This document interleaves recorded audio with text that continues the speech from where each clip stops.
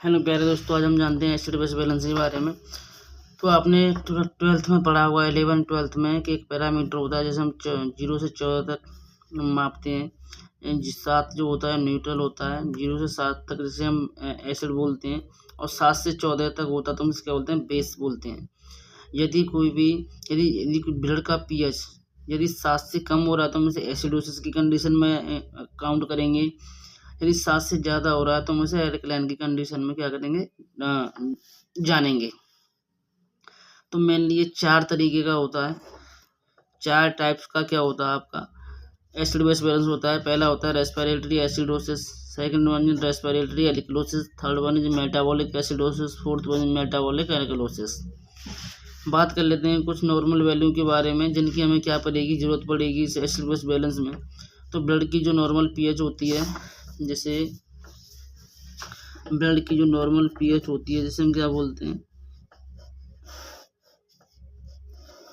7.35 से लेकर 7.45 तक। ऐसे ही CO2 की जो वैल्यू होती है वो क्या होती है 35 से लेकर 45 mm ऑफ Hg। ऐसे ही जो हाइड्रोजन कार्बोनेट है इसकी जो वैल्यू 22 से 27 मिली इक्विवेलेंट पर लीटर। तो ये कुछ नॉर्मल वैल्यू होती है। बात कर लेते हैं रेस्पिरेटरी एसिडोसिस की। रेस्पिरेटरी एसिडोसिस क्या है? It is a condition that अगर when lungs can not remove enough CO2 from the body. मतलब ये एक प्रकार की ऐसी कंडीशन है जिसमें जो CO2 है वह क्या नहीं हो पाती है, एक्सक्रीट आउट नहीं हो पाती है। कहाँ से? लंग्स से। मतलब ये रेस्पिरेटरी एसिडोसिस क्या है? रेस्पिरेटरी एसिडोसिस यह एक प्रकार की ऐसी कंडीशन है, हम बात करें रेस्पिरेटरी एसिडोसिस ऐसी कंडीशन है जिसमें जो लंग्स से क्या नहीं होती है, CO2 क्या नहीं हो पाती है, बाहर नहीं निकल पाती है। जैसे हम क्या बोलते हैं रेस्पिरेटरी एसिडोसिस। रेस्पिरेटरी का सीधा सा मतलब है लंग्स, एसिडोसिस का मतलब एसिड क्या हो रहा है, इंक्रीज हो रहा है। तो इसमें हम एक चीज़ का ध्यान रखेंगे, एक फिनोमेना है जैसे CO2 अपोजिट क्या होता है पीएच। मतलब CO2 यदि CO2 का लेवल बढ़ेगा तो पीएच का लेवल क्या होगा, डिक्रीज होगा। यदि CO2 का लेवल कम होगा तो पीएच का लेवल क्या होगा, इंक्रीज। इसीलिए हमें रेस्पिरेटरी एसिडोसिस वाले पेशेंट में हम देखेंगे कि जो पीएच का लेवल है वह 7.35 से क्या देखने को मिलेगा, कम देखने को मिलेगा। और CO2 का जो वैल्यू है वह 45 mm से क्या देखने को मिलेगी, ज़्यादा देखने को मिलेगी। अब बात कर लेते हैं इसके कुछ कॉजेज के बारे में। इसके कुछ कॉजेज हैं जैसे कि इसके कुछ कॉजेज, सबसे पहले बात करते हैं अस्थमा हो गया, COPD हो गया, निमोनिया हो गया, एटिलेक्टिस हो गया, CNS डिप्रेसेंट हो गया, ब्रोंकाइटिस हो गया, और प्लूरल एस्पिरेशन हो गया, एम्बोलिज्म हो गया, एडिमा हो गया, एयरवे एडिमा हो गया। इन सभी कंडीशन में एक ही फिनोमेना देखने को मिलेगा हमें, या फिर हम बोल सकते हैं एक ही जो कंडीशन एवराइज देखने को मिलेगी, जिसकी वजह से हमें क्या देखने को मिलेगा, रेस्पिरेटरी एसिडोसिस। जैसे कि हम बात कर लेते हैं किसकी, अस्थमा वाले पेशेंट की। अस्थमा वाले पेशेंट में क्या होता है, इसमें जो सीवियर अस्थमा अटैक वाला पेशेंट होता है उसमें सीवियर ब्रोंको कॉन्स्ट्रिक्शन होता है, जिसकी वजह से ये सीवियर ब्रोंको कॉन्स्ट्रिक्शन होता क्यों है, या तो स्मूथ मसल कॉन्ट्रैक्शन हो जाए, या फिर जो म्यूकोसा है उसका में एडिमा, म्यूकोजल जो लेयर है उसमें एडिमा हो जाए, या फिर जो म्यूकस का प्रोडक्शन है क्या हो जाए, ज़्यादा होने लगे। इसकी वजह से क्या देखने को मिलेगा, ब्रोंको कॉन्स्ट्रिक्शन देखने को मिलेगा। इसकी वजह से जो एयर ट्रैप करेगी, जिसकी वजह से हाइपोवेंटिलेशन देखने को मिलेगा।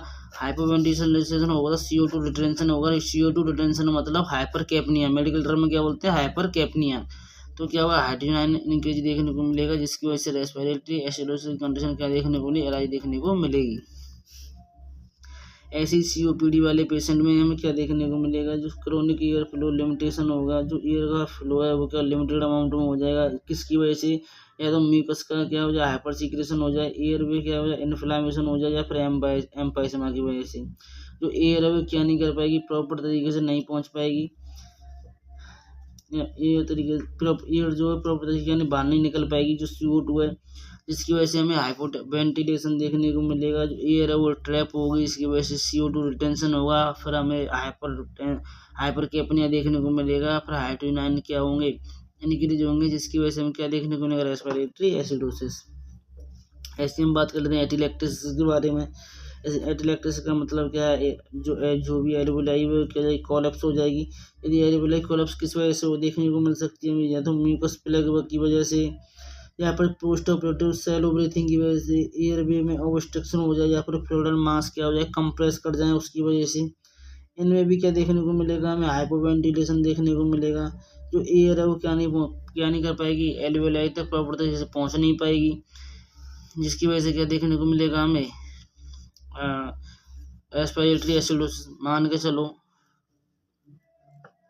ये 2 एल्वियोलाई हैं, ये क्या है, नॉर्मल एल्वियोलाई है। इनमें जो एयर है आप देख पा रहे हो, इनमें एयर है वो अच्छे तरीके से आ रही है, मतलब एयर है जो अच्छे तरीके से सर्कुलेट हो रही है। अब बात करते हैं हम इस कंडीशन में क्या होता है। इस कंडीशन में जो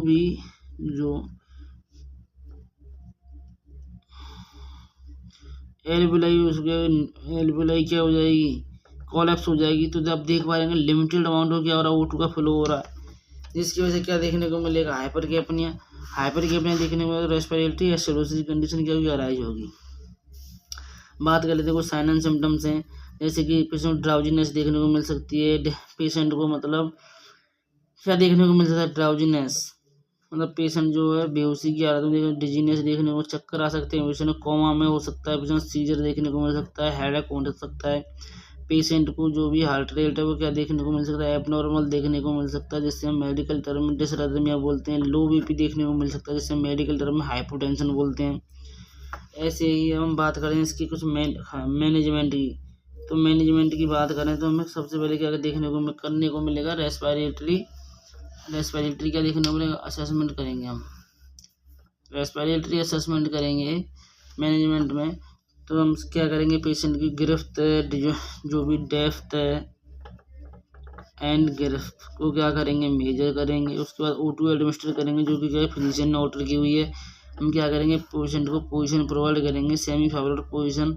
पेशेंट को एंजाइटी से रिलीफ दिलाएंगे, पेशेंट को आराम से क्या ब्रीथ लेने के लिए बोलेंगे, और हमें सक्शन करना है पेशेंट को। लेकिन ये ध्यान रखें कि फेस कभी भी किसी भी पेशेंट को हमें 10 सेकंड से ज़्यादा क्या नहीं करना है, सक्शन नहीं करना है, नहीं तो पेशेंट क्या कर सकता है, एस्पिरेट कर सकता है।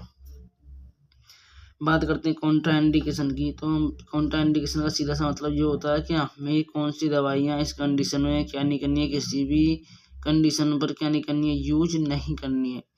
जैसे कि सेडेटिव हुए आपके, ओपोडिव हुए, ये क्या करेंगे, सीएनएस को डिप्रेस करेंगे, इसकी वजह से हाइपोवेंटिलेशन देखने को मिलेगा, जिसकी वजह से हाइपरकैपनिया होगा और हाइड्रोजन क्या होंगे, रिलीज होंगे, जिससे क्या देखने को रेस्पिरेटरी एसिडोसिस। तो मैं आशा करता हूँ आपको रेस्पिरेटरी एसिडोसिस अच्छे तरीके से समझ में आ गया होगा। और आगे आप यदि रेस्पिरेटरी एल्कलोसिस के बारे में, मेटाबॉलिक एसिडोसिस एंड एल्कलोसिस के बारे में जानना चाहते हैं, तो कृपया अगली नेक्स्ट वीडियो देखने की कोशिश करें। उसमें आपको धीरे धीरे सब कुछ देखने को मिलेगा, जैसे कि रेस्पिरेटरी एल्कलोसिस है, मेटाबॉलिक एसिडोसिस हो गया, मेटाबॉलिक एल्कलोसिस हो गया। ये हम आपको नेक्स्ट लेक्चर में क्या करेंगे, अवेलेबल कराएंगे। Thank you. मेहनत करते रहिए, आगे बढ़ते रहिए, और कभी मेहनत से क्या नहीं होना चाहिए, डरना नहीं चाहिए। Thank you.